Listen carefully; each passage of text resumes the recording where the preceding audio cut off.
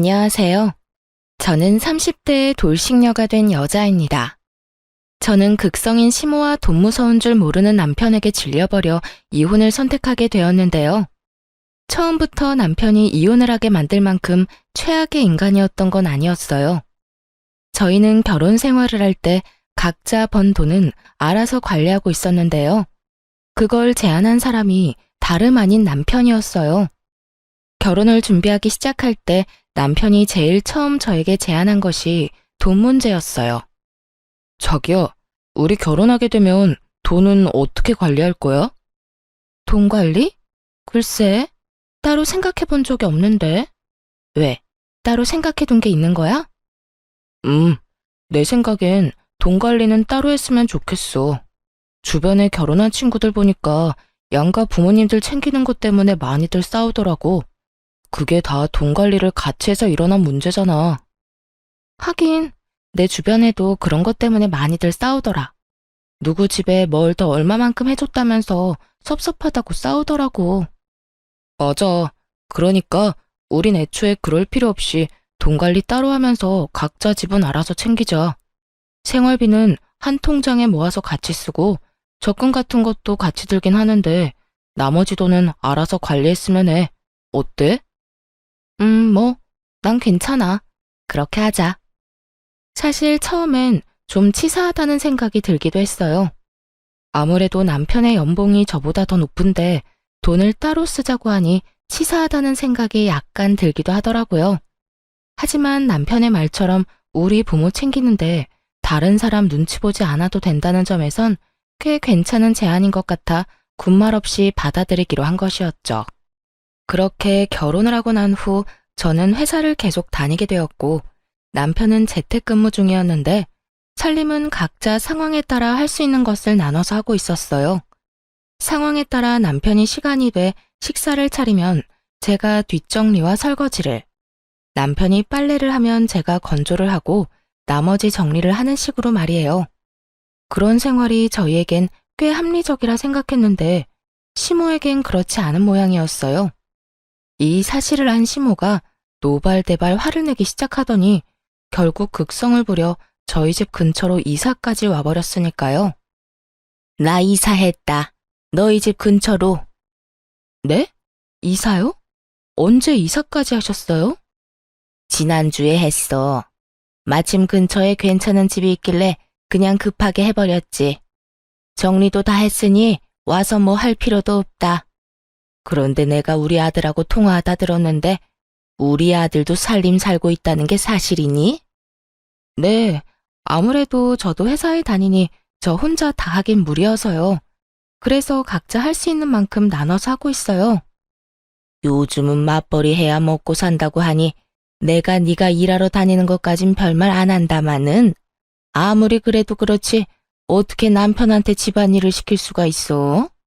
우리 아들도 집에서 얼마나 힘들게 일하는데 내가 진짜 우리 아들 청소기 밀고 밥해야 한다는 소리 듣고 얼마나 놀랐으면 그 길로 20년 살던 집을 팔고 이사를 했겠어? 아니 어머님, 그런데 살림이랑 이사랑 무슨 상관이 있을까요? 몰라서 묻니? 내가 가까이 살아야 왔다 갔다 하면서 우리 아들 대신 살림 살아줄 거 아니니? 괜히 기대할까봐 하는 말인데 네 몫은 네가 하거라. 난 딱 우리 아들 몫만 해줄 거야.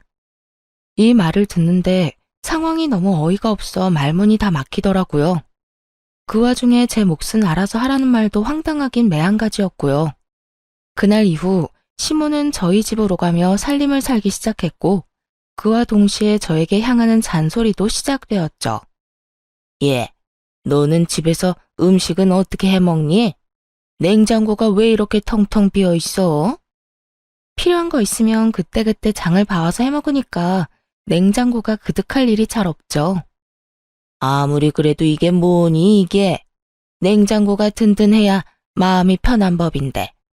이건 뭐 냉장고 문 열 때마다 내가 한숨만 나온다. 먹지도 않을 재료 냉장고에 쟁여놓으면 뭐해요. 큰 마트가 멀리 있는 것도 아니고. 조금만 걸으면 아파트 정문에 있는걸요. 그리고 요즘엔 식재료 배달도 다 돼서 저희는 불편한 점이 전혀 없어요. 너희는 그럴지 몰라도 난 불편하니 이번 쉬는 날엔 장부터 봐서 다 채워놓거라. 생선도 사다가 올려두고 고기도 부위별로 사다 놓고 채소도 마찬가지야. 여러 가지 다 쟁여놔야 그때그때 손 가는 대로 꺼내서 먹을 거 아니야. 이쯤 되니 고마운 마음은커녕 마음이 불편해 오더라고요. 다 해먹지도 않은 식재료를 사서 채워 놓으라는 강요부터 해서 집안에서 머리카락이 떨어질 수도 있는 건데 제 머리카락이 바닥에 떨어져 있는 날이면 불같이 화를 내며 전화가 오니 정말 일이 손에 잡히지 않는 지경이었어요. 저는 결국 남편에게 불편하다고 말을 꺼내게 되었고 이런 저의 마음을 이해해 줄 거라 생각했던 제 예상과는 달리 남편은 조금 뿌르퉁한 반응을 보이더군요. 여보, 나 사실 어머님 이렇게 오셔서 집안일 해주는 거 불편해. 뭐? 왜? 혹시 당신 집안일을 해주지 않아서 그러는 거야? 우리 엄마가 딱 내 일만 해주고 가서 섭섭해서 그러는 거지? 내 일은 내가 하면 되는 건데 그런 거로 뭐가 섭섭해. 그런 게 아니라 어머님이 오시는 날마다 나한테 계속 오라고 한단 말이야. 퇴근하고 와서 어머님 잔소리 듣는 것도 힘든데 그보다 더 힘든 건 일하는데 전화로 잔소리 하시는 거야. 그런 날엔 일도 손에 안 잡히고 마음도 너무 불편하다고. 그러니까 당신이 말 좀 잘해봐. 앞으로는 안 오셨으면 한다고 말이야. 아무리 그래도 나 도와준다고 이사까지 했는데 어떻게 오지 말라고 해. 그러지 말고 당신이 좀 참아. 좋게 좋게 생각해달란 말이야. 나 사실 집안일하는 거 힘들었어. 같이 해야 하는 일이니까 나도 집에서 일하면서 중간중간 했었는데 그만큼 집중도 안 되고 나름 힘들었다고. 그런데 엄마가 와서 도와주면서 일에 집중도 더 잘 되고 일할 시간도 늘어서 그만큼 능률도 좋아졌어. 그까진 남편이 뭐라고. 제 일엔 지장이 되지만 남편의 일에 도움이 된다고 하니 또 마음이 약해지더군요. 그럼 당신이 잘 말해서 나 회사에 있을 때 전화는 하지 말라고 해줘. 좋게 말할 수 있으면 잔소리도 좀 하지 말라고 해주고. 내가 정말 잘못해서 듣는 소리면 나도 그러려니 하겠지만 솔직히 어머님이 나한테 하는 말은 전부 어머님 살림 습관에 우리 살림을 맞추라는 강요에 가깝잖아. 여긴 엄연히 우리 공간이고 우리 스타일이 있는 건데 어머님 마음대로 어머님 뜻대로 다 하려는 거 싫어 난. 그 정도는 해줄 수 있지? 그래, 알겠어. 내가 그 정도는 엄마한테 잘 이야기해 볼게. 그러니까 당신도 조금만 참아줘. 남편은 잘 말하겠다며 호언장담을 했지만 어떻게 뭘 잘 말한 것인지 시모의 잔소리는 더욱 심해져만 가더군요. 시모가 집안일을 돕는다고 해서 저에게 조금이라도 도움이 되었다면 저 역시 심해지는 잔소리를 더 참았겠지만 시모는 남편이 평소에 하던 일 조금과 남편의 밥만 챙길 뿐 저에게 그 어떤 도움도 되지 않았어요. 그러면서 제게 하는 잔소리는 그야말로 일장연설이었죠. 그날은 화장실이 문제였는데 회사에서 바쁘게 일하고 있는데 시모에게 전화가 와 남편이 혼자 쓰는 화장실이 더럽다며 노발대발 화를 내기 시작하더군요. 넌 도대체 집안일을 어떻게 하는 거니? 화장실 청소는 도대체 언제 했길래 저 모양이야? 세제 뿌려서 뜨거운 물로 욕실 싹 씻어내고 물기 없게 말리든 닦아내든 해야 할 거 아니니? 곰팡이 피지 않게 구석구석 칫솔로 잘 씻어내고 말이야. 어머님, 거실 화장실은 남편이 주로 써서 남편이 청소해요. 제가 쓰는 안방 화장실은 제가 씻으면서 매일 정리하고요. 부부끼리 네 화장실 내 화장실이 어딨어? 요즘 애들은 이해가 안 된다 정말. 처음에는 구분 없이 썼는데 남편이 자기가 화장실 오래 쓴다고 아무래도 불편하니까 따로 쓰자고 하더라고요. 그러면서 남편이 각자 쓰는 화장실은 각자 정리하자고 했고요. 넌 네 남편이 시키면 뭐든 다 할 거니? 남편이 화장실 청소 각자 하자고 해도 이렇게 지저분하면 청소라도 좀 해줘야 할 거 아니야. 남편이 저는 거실 화장실엔 발길도 못하게 하는데 제가 더러운지 깨끗한지 어떻게 알겠어요? 그리고 저도 일하랴 집안일하랴 여러모로 힘들다고 말씀드렸잖아요. 거기에다 요즘은 틈만 나면 어머님이 이렇게 전화하셔서 뭐라고 하시는 바람에 일에 지장도 있다고요. 그러니까 제발 이런 문제로 일하는 시간에 전화하지 말아주세요. 부탁 좀 드릴게요. 저는 그대로 전화를 끊어버렸고 일하는 내내 정말 화가 가라앉지 않더라고요. 그까짓 화장실 청소 좀 해주는 거 어렵지 않습니다. 그런데 시모에게 말했던 대로 거실 화장실엔 아예 발길도 못하게 하는데 제가 그 청결 상태를 어떻게 알고 청소를 해주나요? 그리고 남편 대신 일해준다고 저희 집에 들락날락 하는 사람이 왜 화장실 청소는 저에게 시켜대는 걸까요? 제가 무슨 화장실 청소나 하려고 결혼한 것도 아니고 정말 화가 쉽사리 가라앉지 않더라고요. 전 기분이 상할 대로 상해버린 채로 퇴근을 하게 되었고 집으로 들어서자마자 남편에게 이렇게 말했어요. 당신 화장실 청소 좀 해. 화장실? 웬 화장실? 지금 바빠서 그러는데 바쁜 것만 끝내놓고 할게. 그래놓고 또 잊을 거잖아. 그러지 말고 지금 해. 아, 진짜. 오늘따라 왜 이래? 각자 화장실 청소는 각자 알아서 하기로 했잖아. 그랬지. 그랬는데 어머님이 나한테 오늘 또 전화 왔더라. 당신 화장실이 그렇게나 더러운데 왜 청소 안 해주냐고. 그러니까 당장 청소부터 해. 그리고 내가 다시 한번 말하는데 어머님한테 다신 나 회사에 있을 때 그런 전화 하지 말라고 해줘. 나도 낮에 말했는데 아무래도 내 말을 들으실 것 같지가 않아서 말이야.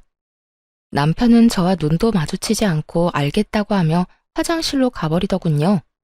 그런 남편의 모습에서 기분이 나빠졌음을 눈치채지 못한 건 아니었지만 그러거나 말거나 달래주고 싶은 마음도 들지 않더라고요. 제가 조금이라도 잘못했다고 생각되었다면 어떻게 해서든 마음을 풀어주려고 노력했겠지만 그날의 전 잘못한 것이 단 한 가지도 없었으니까요. 그렇게 알게 모르게 작은 신경전이 오가는 사이 어버이날이 다가왔어요.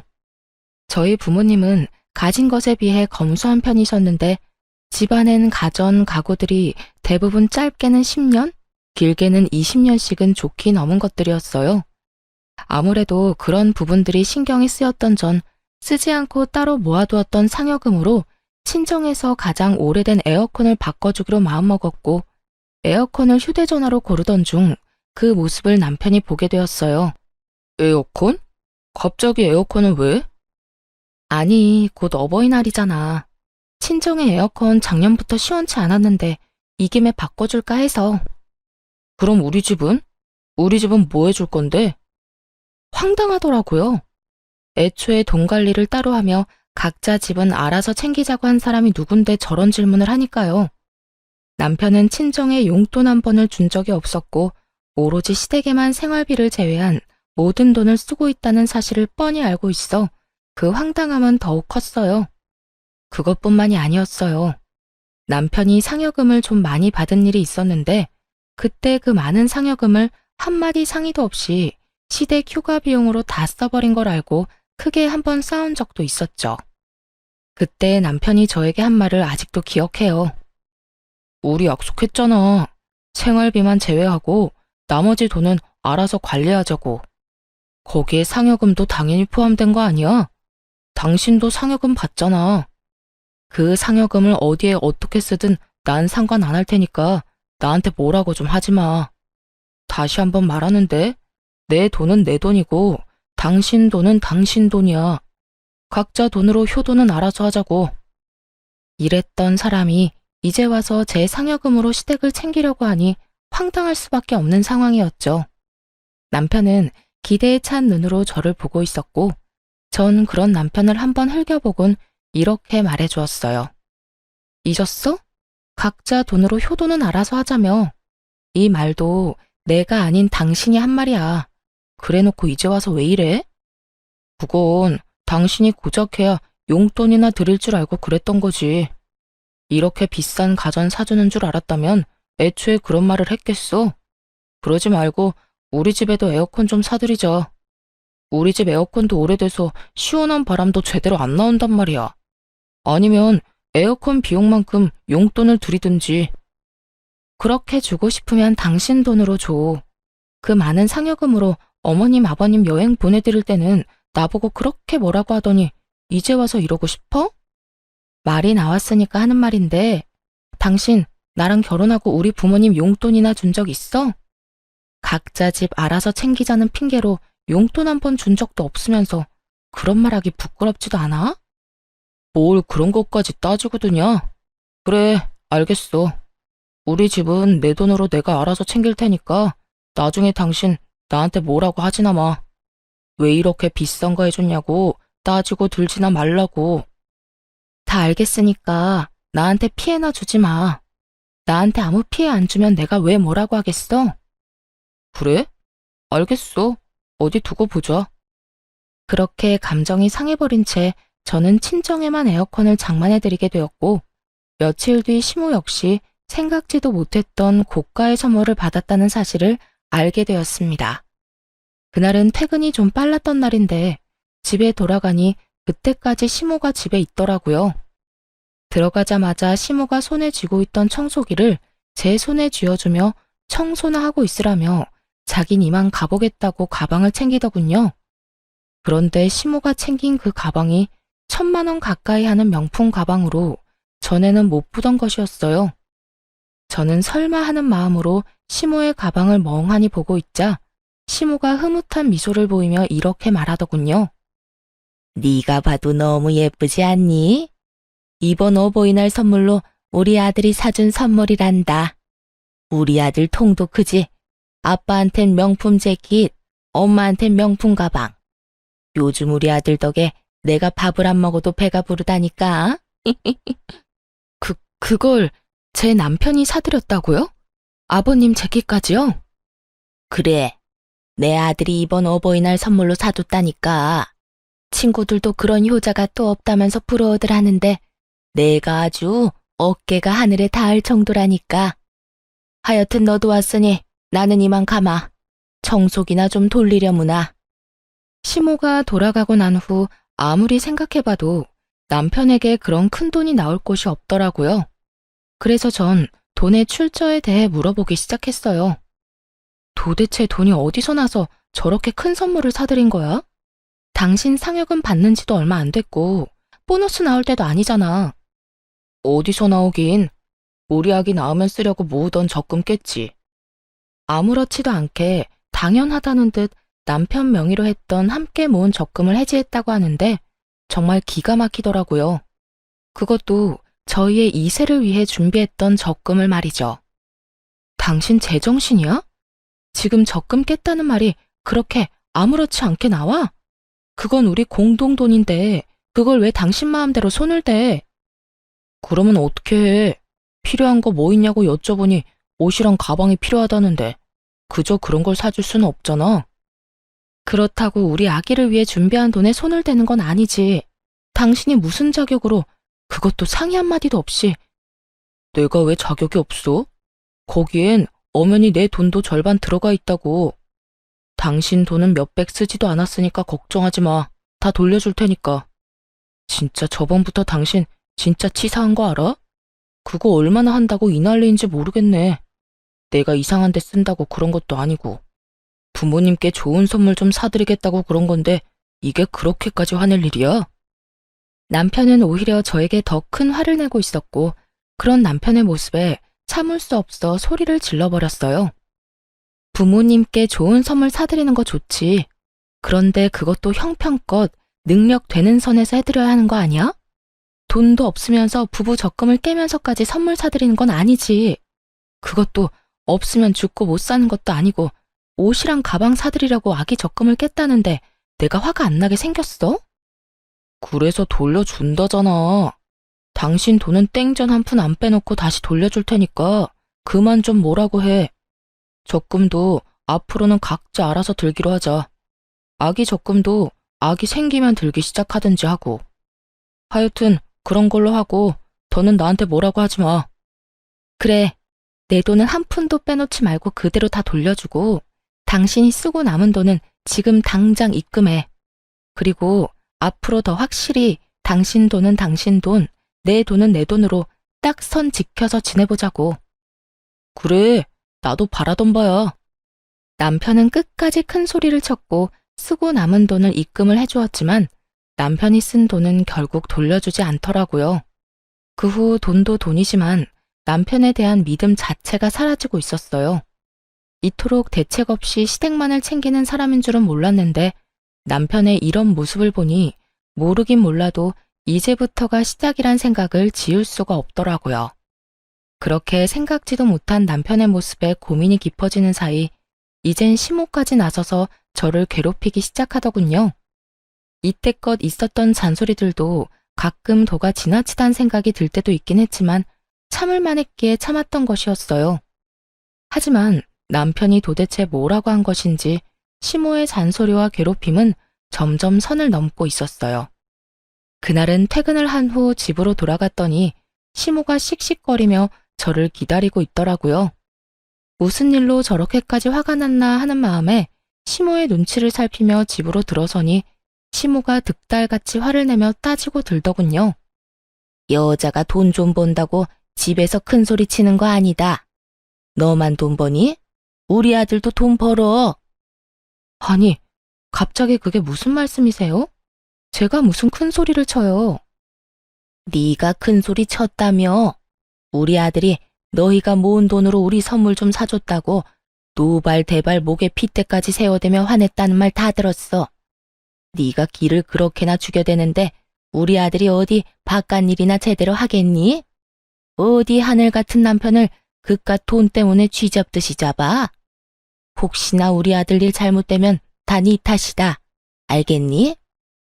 며칠간 전화가 심하다 싶을 만큼 온다 싶었더니 그 이유가 따로 있었더라고요. 대책만 없는 줄 알았던 남편은 입까지 싼 놈이었고 그새 시모에게 저희가 싸운 이야기를 다 전했던 것이었죠. 웬만하면 모든 상황을 좋게 넘기고 싶어 심하게 대하고 싶지 않았는데 도저히 더는 참으면 안 되겠다 싶더라고요. 그래서 전 시모와 함께 언성을 높이며 하고 싶었던 말을 다 쏟아냈어요. 그러면 제가 참고만 있었어야 했나요? 다른 것도 아닌 저희가 이세가 생기면 저희 아기를 위해 쓸 돈이었어요. 그때 돼서 돈이 없어서 애한테 아끼면서 살고 싶지 않아서 쪼개고 쪼개서 같이 모은 돈이라고요, 그 돈이. 근데 그걸 어머님, 아버님 선물 사줬다고 하는데 제가 가만히 있어야 해요? 가만히 있어야지. 우리 아들이 허튼 데 쓴 것도 아니고 다 우리한테 효도하느라 쓴 돈인데 그걸 가지고 왜 뭐라고 하니? 말이야 바른 말이라고. 생기지도 않은 애보다 낳아준 부모가 먼저 아니야? 부모 좋죠. 그런데 효자 노릇도 그 정도가 있지. 당장 형편도 안 되는데 그런 큰 선물을 했다고 하니 제가 화가 안 나겠어요? 심지어 가방이나 옷이 없다고 죽는 것도 아니고 그저 사치품일 뿐이잖아요. 그러는 네 친정은 에어컨 없으면 죽는다니? 너도 네 친정에 에어컨 해줬다며? 넌 에어컨 살 때 우리 아들한테 물어는 봤니? 시모는 이때다 싶었는지 제가 친정에 사들인 에어컨을 걸고 넘어지더군요. 그 말을 듣는 저는 분노는 더더욱 커져만 가고 있었죠. 어머님, 무언가 크게 잘못 알고 있으신가 본데 그 에어컨은 제가 번 제 돈으로 샀어요. 그 에어컨에 남편 돈은 10원짜리 한 푼도 안 들어갔다고요. 그런데 가방이랑 옷은 아니잖아요. 제 돈도 들어갔을 뿐더러 저한테 한마디 상의도 하지 않았다고요. 애초에 자기 부모 자기가 챙기자고 한 사람도 남편인데 저한테 상의도 하지 않고 그 큰 선물을 같이 든 적금까지 깨면서 샀을 땐 그 정도 잔소리는 먹을 각오하고 샀어야 하는 거 아닌가요? 뭐? 아무리 각자 집은 각자 챙기기로 했어도 네가 이제 우리 집에 시집을 왔으면 우리가 네 부모와 마찬가지인데 네가 시집 와서 우리한테 뭐 해준 게 있니? 기껏해야 명절이나 생일 때 용돈 몇 푼 준 거 말고 큰 선물 준 적도 없잖아. 그냥 우리 아들이 산 선물에 네 성의도 조금 보탰다고 생각하면 너도 나도 좋을 텐데 그걸 트집 잡아서 우리 아들 기나 죽이고 시어미한테 눈 똑바로 뜨고 대들기나 하고. 어머님, 말씀 잘하셨네요. 저는 명절 생신 때 용돈이라도 챙겨드렸죠. 어머님 아들은 저희 부모님한테 이날이 때껏 1,000원짜리 한 장 준 적이 없어요. 그런데 왜 저만 시댁을 챙겨야 하나요? 어머님 같으면 시댁 챙길 마음이 들겠어요? 제 이야기를 들은 시모는 놀란 눈치더군요. 그랬겠죠. 자기 아들이 이날 이때껏 장인어른 장모님께 땡전 한 푼 준 적이 없다는 걸 꿈에도 몰랐을 테니까요. 거기에다 파렴치한 남편과는 달리 저는 예의상 명절이나 생신 때는 용돈이라도 조금씩 챙겨드렸으니 더 할 말이 없는 상황이었죠. 시모는 말없이 남편을 재빠르게 노려보았고 남편은 시모의 눈치를 살피다 그 눈빛을 외면해버리더군요. 그렇게 시모의 일방적인 눈치 싸움이 끝나고 시모는 선물 사건에 대해선 더는 받아칠 말이 없는지 말대꾸하는 제 태도가 건방지다며 트집을 잡기 시작했어요. 네 지금 나한테 하는 이 태도만 봐도 지금껏 내 아들을 얼마나 어떻게 잡아댄 건지 잘 알겠다. 시어미한테도 말 한마디 지는 법이 없이 제 할 말을 다 하는데 남편한텐 더하면 더했지 못했을 리는 없었겠지. 네 친정에서 그렇게 가르치든 시어미한테 말대꾸나 하고 남편 기나 죽이라고 가르쳤냔 말이야. 시모는 결국 친정까지 들먹이기 시작했고 전 참을 수 없는 분노를 느끼며 더는 대화할 가치가 없다고 생각했어요. 어머님, 아무리 그래도 친정 이야기까지 꺼내는 건 아니죠. 그런 말 하려거든 당장 나가주세요. 저는 그런 말까지 들으면서 어머님이랑 대화하고 싶지 않아요. 뭐야? 너 지금 날 내쫓고 있는 거니? 네, 내쫓고 있는 거 맞아요. 아무리 어머님이라도 제 친정을 그런 식으로 말하는 건 듣고 싶지 않으니까요. 제가 도대체 뭘 잘못했다고 그런 말까지 들어야 하나요? 애초에 잘못해놓고 도리어 큰 소리 낸 건 남편이라고요. 기가 죽었다고요? 기 죽은 사람이 저한테 그렇게 큰 소리 떵떵 치면서 할 말 못할 말 다 했대요. 만약 남편이 미안하다는 말 한마디만 했어도 저도 이렇게까지 화가 나진 않았을 거예요. 적어도 미안한 기색이라도 내비쳤다면 이렇게까진 하지 않았을 거라고요. 저는 그야말로 울분을 토해냈고 가만히 듣고 있던 남편이 발끈하며 저에게 화를 내기 시작하더군요. 내가 뭘 잘못했다고 당신한테 사과까지 해야 하는 건데. 말했잖아. 당신 돈 몇백밖에 안 썼다고. 돈 몇백 가지고 우리 엄마를 이렇게 집에서 내쫓을 일이야? 내가 지금 단지 돈 때문에 이러는 것 같아? 어머님이 선을 넘은 말을 하시잖아. 그리고 돈 몇백은 적은 돈이야? 적은 돈은 아니더라도 많은 돈도 아니잖아. 당신이 돈 몇백 없으면 죽는 것도 아니고 그걸로 이렇게 쪼잔하게 굴어야겠어? 그리고 엄마가 못할 말을 한 것도 없는 것 같은데 당신이 너무 예민하게 구는 것 같다고. 내가 당신한테 당신은 당신 집에서 뭘 어떻게 배웠길래 그렇게 대책 없이 돈을 써대냐고 하면 당신 같으면 기분이 좋을 것 같아? 그리고 그렇게 많지도 않은 돈 몇백은 왜 이제껏 안 주는데? 그딴 말할 거면 내 돈이나 다 내놓고 말하고 어머님은 이만 좀 가주세요. 여기서 더 아들이랑 며느리 싸우게 만들고 싶지 않으면요. 저는 다시 한번 시모에게 나가라고 했고 시모 역시 더는 싸우는 꼴을 보고 싶지 않았는지 집을 나가버리더라고요. 그런 시모의 뒷모습을 보며 입만 산 남편은 저를 쏘아보며 이렇게 말하더군요. 그까짓 돈 내일 당장 돌려주면 될 거 아니야. 당신같이 독하고 냉정한 여자는 처음이다. 진짜 정 떨어진다고. 이렇게 말한 남편은 방으로 들어가 버렸고 그런 남편의 뒷모습을 보는데 이혼이 답이라는 생각이 들더군요. 이미 틀어질 대로 틀어진 사이를 되돌리기란 어려워 보였고 그랬기에 앞으로 남은 저희 결혼 생활이 고달플 것은 피할 길이 없어 보였으니까요. 무엇보다 가장 큰 이유는 남편이 기본적으로 가진 생각이 이미 글러먹었고 그걸 고치고 싶은 의지도 생각도 남아있지 않은 상태였습니다. 그렇게 이혼을 결심하며 다음 날이 되었고 출근 준비를 하고 있는데 시모가 득달같이 집으로 찾아왔더라고요. 제가 문을 열어주자마자 시모는 돈다발을 제 얼굴에 던져버리며 고함을 고래고래 질러대기 시작하더군요. 얘따, 내 아들이 썼다는 네 돈. 내가 어젯밤에 집에 가서 니년 하는 꼬락서니가 워낙 어이가 없어서 잠도 한숨 못 잤다. 이 돈이 뜬 눈으로 밤을 지새우고 뽑아온 돈이다 이 말이야. 이제 됐니? 이제 됐냐고. 이제 그 건방진 입 좀 다물게야. 제가 돈다발을 맞고도 어이가 없어 아무 말도 하지 않고 있으니 시모는 그런 제 반응이 더 화가 난다는 듯 욕설을 뱉어내기 시작하더군요. 차마 입에 담지도 못할 말을 들어야 한다는 현실도 화가 났지만 더 화가 나는 것은 남편이었어요. 이 모든 광경을 처음부터 보고 있던 남편은 말리기는커녕 시모의 행동이 통쾌하다는 듯 고개를 끄덕이며 입가에 미소를 짓고 있더라고요.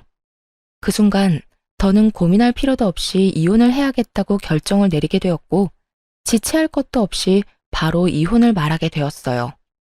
이렇게까지 저를 싫어하는지는 또 몰랐네요. 그냥 저 이혼할게요. 저도 저한테 이렇게 막대하는 사람이랑은 더 가족으로 엮이고 싶지도 않아서요. 뭐? 이혼? 너 내가 욕 좀 했다고 이혼한다고 하는 거니? 욕만 하셨어요? 지금 저 돈 싸대기도 맞았잖아요. 거기에다 그렇게 소중하고 자랑스러운 어머님 아들, 지금 빈털털이 거지예요. 사람 힘들 때 버리는 거 아닌 것 같아서 참고 또 참고 있었는데 어머님이 이렇게 이혼 결심하게 해주니 어쩌겠어요. 그래요.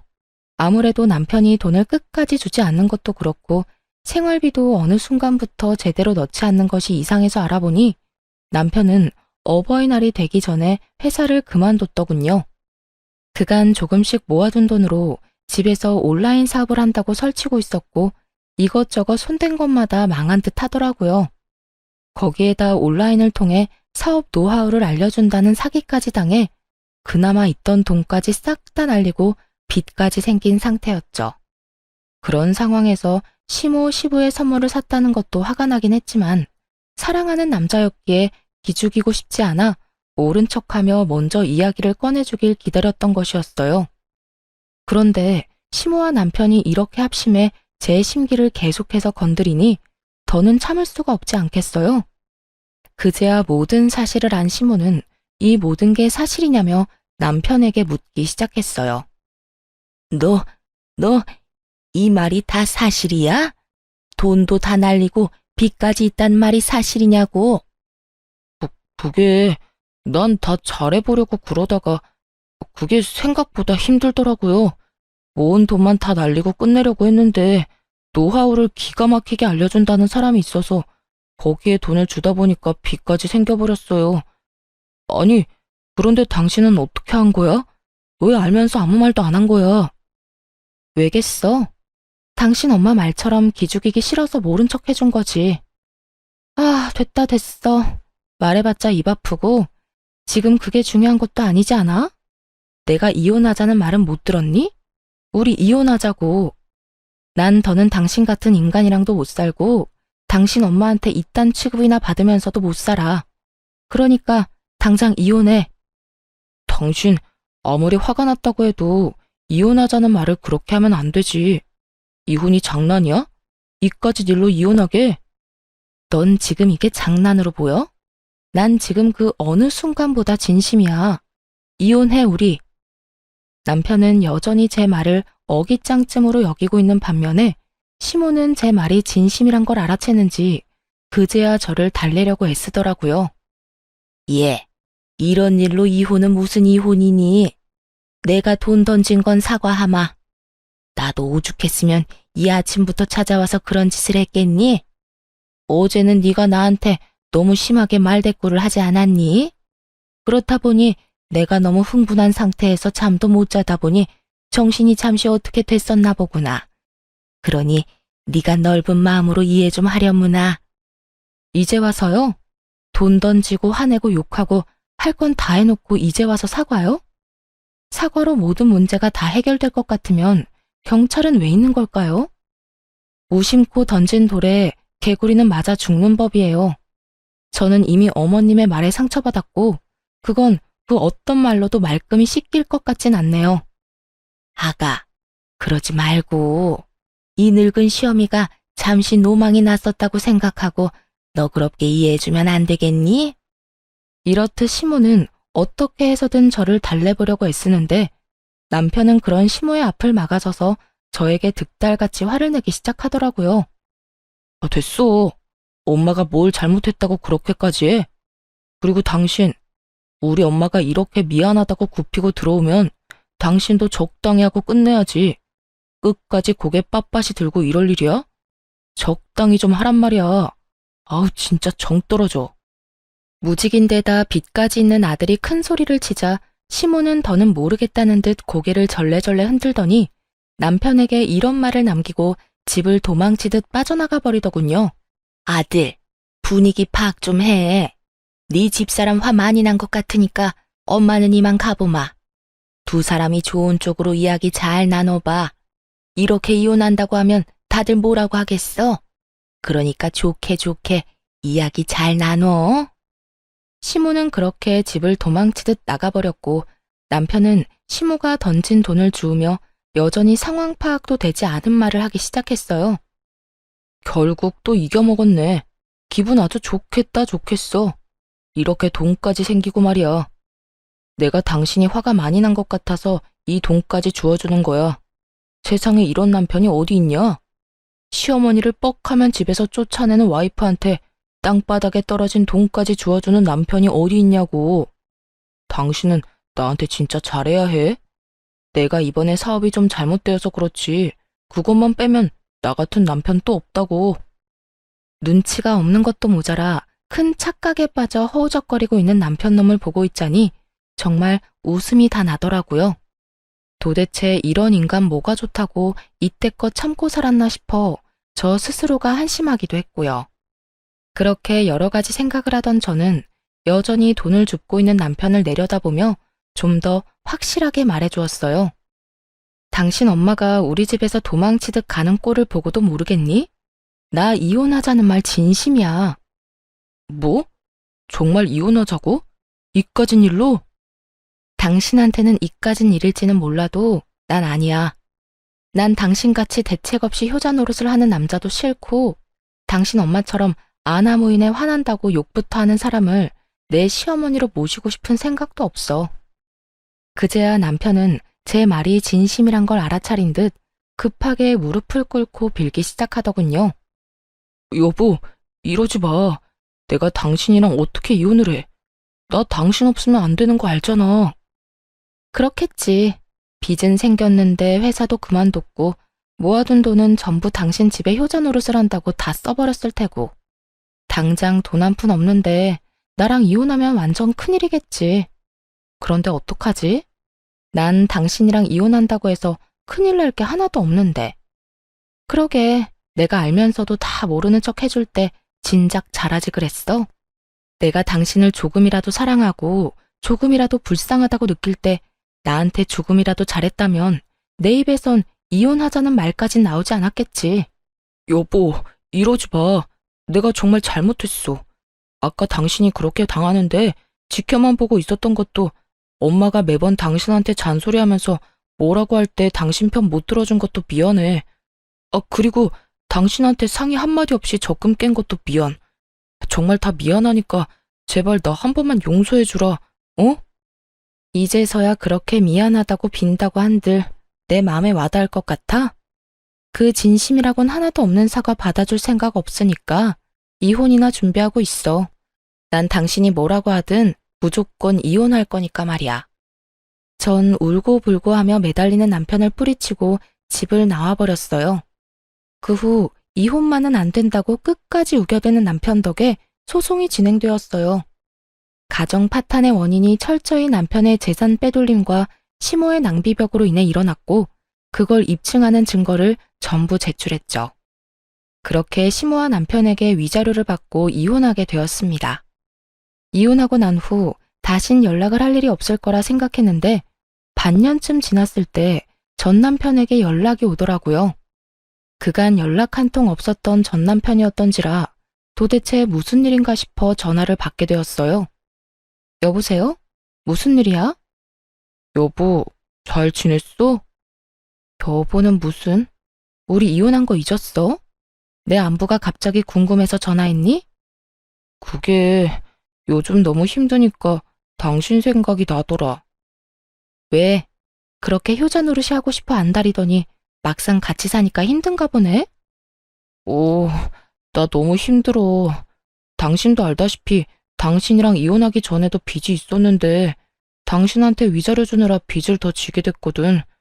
하루하루 대출금은 갚아나가야 하는데 취업은 잘 안 되고 집에서 프리랜서 일해서 버는 것도 한계가 있고 그래서 엄마한테 가방 좀 팔아서 대출금도 좀 갚고 생활비도 좀 하자고 했는데 엄마가 절대 안 된다면서 난리를 부리더라.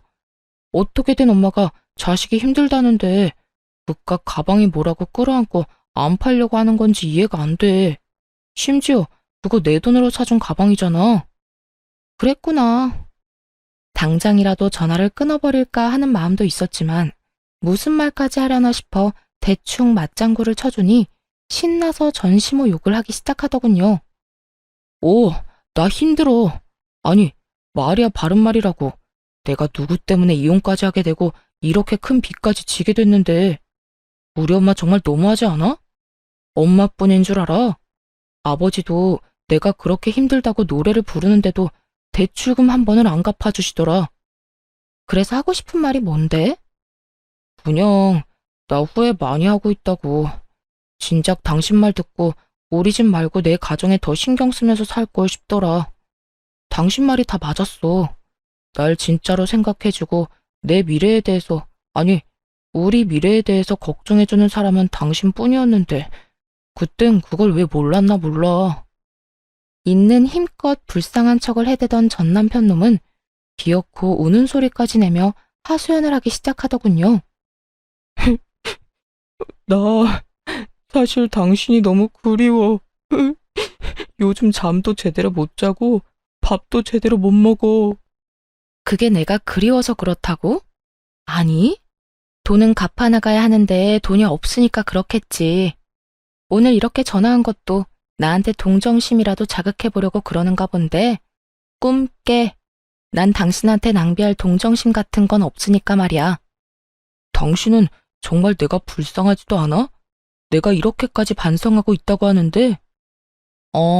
전혀 불쌍하지도 않고 당신 말이 진심으로 와닿지도 않아.